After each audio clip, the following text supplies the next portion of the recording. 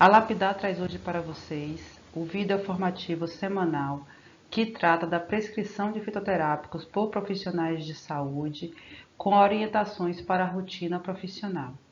Quem quer se aventurar nessa área terá uma possibilidade excelente de desenvolvimento profissional e aproximação com a população, passando a ser identificado como profissional clínico e resolutivo. Bem, a Organização Mundial da Saúde, ela estima que cerca de 80% da população mundial faz uso ou fará uso de plantas medicinais para a prevenção, tratamento e cura de algum mal que a acometa. As plantas medicinais, então, estão distribuídas em todo o território mundial, sendo nativas de diversas regiões, e isso deve ser observado, pois no Brasil, fitoterápicos somente podem ser comercializados se tiverem aprovação dos órgãos de saúde, no caso o Ministério da Saúde e a Anvisa, que está subordinada ao Ministério da Saúde. Por isso que às vezes uma planta que está na moda, que chega com aquele apelo comercial de ser emagrecedora, ser redutora de gordura, ela simplesmente é proibida de comercialização, porque os estudos não comprovam a segurança de uso aqui no Brasil. Então, é muito importante que o profissional de saúde que queira trabalhar com a prescrição tenha consciência da necessidade da busca de conhecimento técnico-científico respaldado pelo Ministério da Saúde para que a prescrição ocorra dentro das normas estabelecidas. No Brasil, principalmente no Nordeste, onde nós estamos situados, a cultura de uso de plantas medicinais e fitoterápicos, que nós vamos nos referir aqui somente a fitoterápicos, mas considerem as plantas medicinais também, ela está relacionada a questões místicas, a questões de conhecimento tradicional e invariavelmente estão referenciadas em pessoas que não têm o conhecimento técnico, têm o conhecimento tradicional e fazem a comercialização desses produtos para ganho próprio e como uma referência de tratamento natural para as doenças.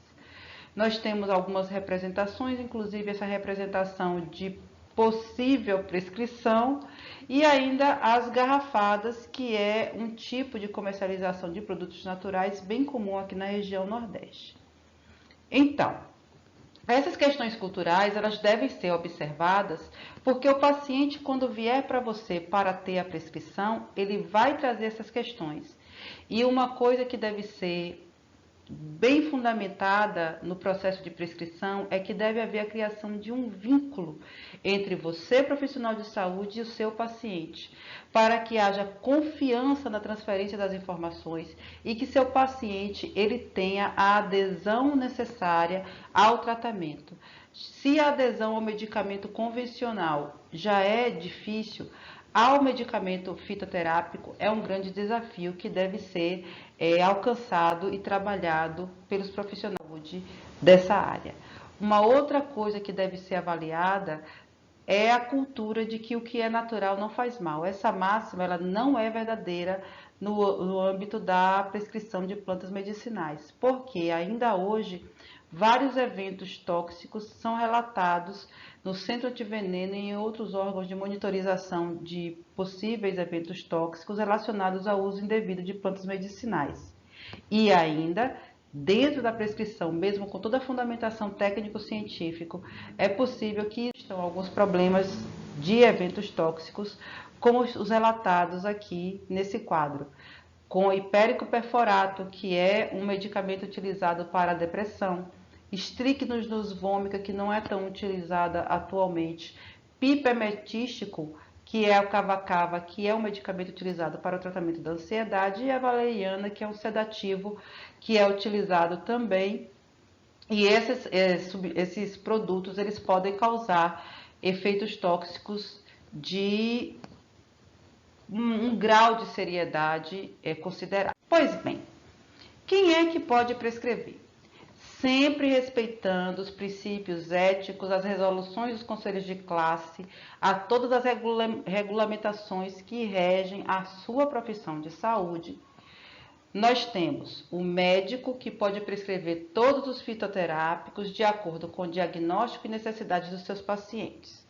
O médico veterinário, que também tem a prescrição mais bem estabelecida para diagnóstico e tratamento veterinário. Demais profissionais, como biomédico, enfermeiro, farmacêutico, fisioterapeuta, nutricionista, cirurgião dentista, prescrição dentro do seu âmbito de atuação, sua especialização ou de acordo com a recomendação do seu conselho de classe. Mas com a observação de que todos os profissionais especializados em terapias holísticas, como acupuntura, auriculoterapia, fitoterapia e outros, podem prescrever chás e extratos vegetais. Não podem prescrever medicamentos manipulados. Mas isso daí, essa possibilidade de prescrição, já possibilita uma gama enorme de alternativas terapêuticas para você trabalhar com seu paciente.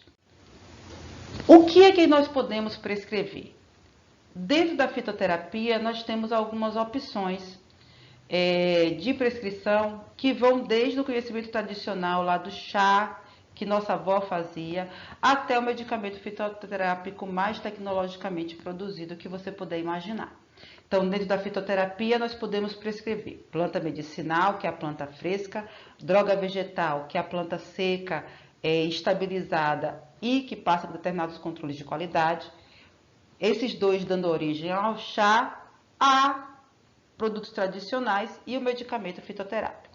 Ressaltando que toda a prescrição ela deve estar fundamentada em conhecimentos técnicos científicos. E esses conhecimentos eles não são difíceis de serem encontrados. Uma prescrição ela deve ter nome botânico, parte da planta, características, se é seco, se é fresca, quantidade, frequência de utilização, duração do tratamento e forma de preparo. Recomendo que a prescrição ela sempre seja feita em duas vias. Uma você entrega para o seu paciente e outra você guarda na pasta de prontuário dele, para que você tenha o registro de como foi feita essa prescrição. Por quê? Essas informações que foram citadas, elas são obrigatórias para garantir que o paciente utilize realmente o que você está propondo a ele na prescrição. Um exemplo muito claro da necessidade dessas informações é a presença do nome. Percebam essa foto. Existem 3 plantas que estão identificadas aí. A Cibopongo citratus, a Lípia alba e a Melissa officinalis. Eu gosto de usar esse exemplo porque ele é bem esclarecedor. Essas 3 plantas, elas são chamadas popularmente como cidreira. E essas 3 plantas, elas têm características diferentes e elas têm propriedades farmacológicas diferentes. Então, é necessário que o nome botânico ele seja utilizado porque ele é internacional.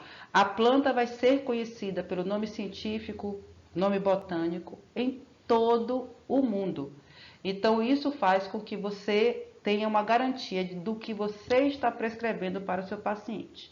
E a parte da planta utilizada tem a ver com o metabolismo da planta, com a quantidade de constituintes químicos produzidos para cada parte da planta, que existe uma distribuição que não é uniforme, mais substâncias em uma parte, menos em outras, e isso deve ser observado na hora da...